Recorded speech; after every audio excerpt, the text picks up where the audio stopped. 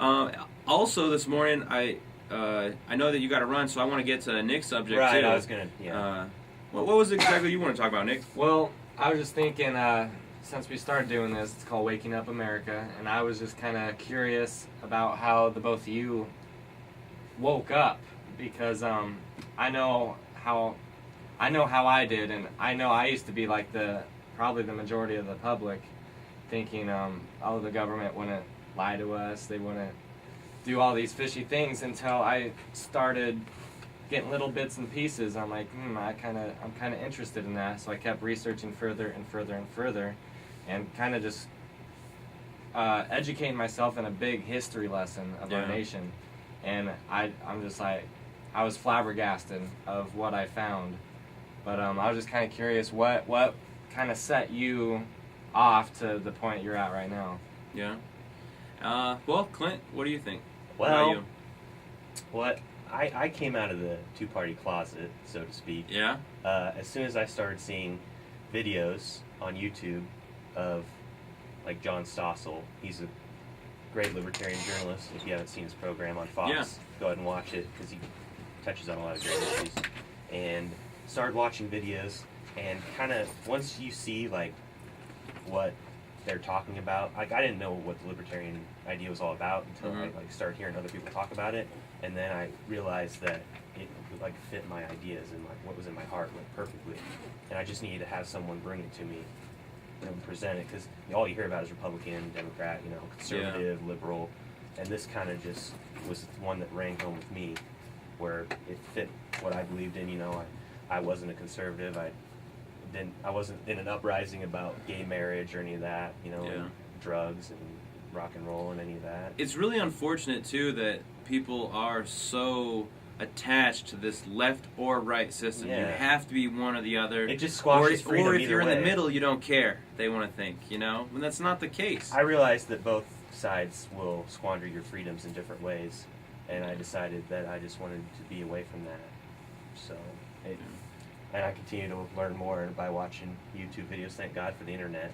Yeah. Well, that's a good point, because when I was growing up, my mom and stepdad were Democrats, and my dad and that side of the family were Republicans. So all I ever heard about was from the two-party system. Yeah. My stepdad said Democrats believe in. He basically just told me that Democrats are for the middle class and care more about them, and they want to tax the richer people more because they can afford it more. And then my dad's side of the family was like, I don't even remember anymore exactly how their thought process was on it, but I never heard about libertarians or any other party, and because basically now that I've asked them more about it, they said, well, they just don't stand a chance. I hate that during election time when people say you're wasting your vote. Right. I thought, well, the real wasted vote is voting for Obama, Romney. A real wasted vote is voting for something you don't believe in. Yeah, the lesser absolutely. of two evils, To say, Voting I'm the going to opposite vote party. for this guy because the guy I really wanted to vote for doesn't stand a chance is a defeatist attitude. It really is. And the more people that have that attitude, of course it's going to add up to the point where it doesn't matter. Exactly. If everyone is going to believe that, then nothing is ever going to change. Right. Here's an article from Dr. Paul Craig Roberts on InfoWars I thought was interesting. I'm just going to read the first paragraph.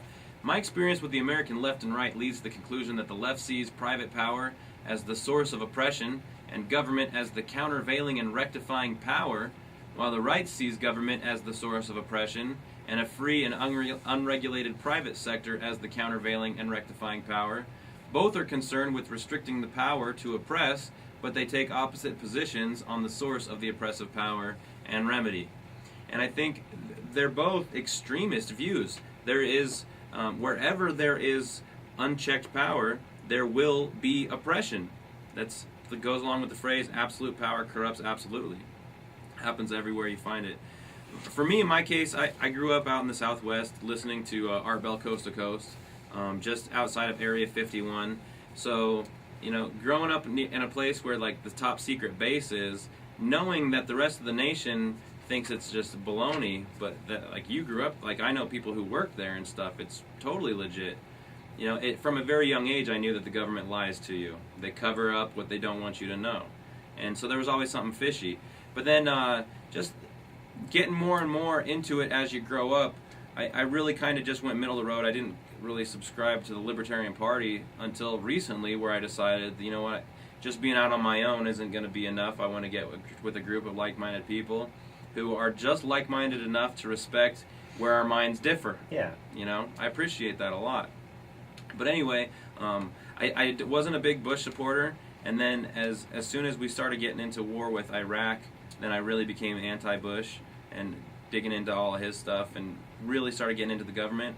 But I'll admit, 5 years ago, I was one of the naive ones who really thought that change was coming with Obama. And I got behind him, and I supported him, and I even voted for him. Really? And then immediately, I started seeing, wow, this guy is all talk. He doesn't back up anything he says, other than the free health care, which isn't even free health care. We're paying for it anyway. Right. And not only that, but it's like set up so that if you don't buy this health care from his few insurance company buddy friends, you're going to have to pay fines to the IRS now. So it's just hurting the American people even more. I think I know what I'm going to talk about next week. What's that? Healthcare. I Healthcare. want it to be private.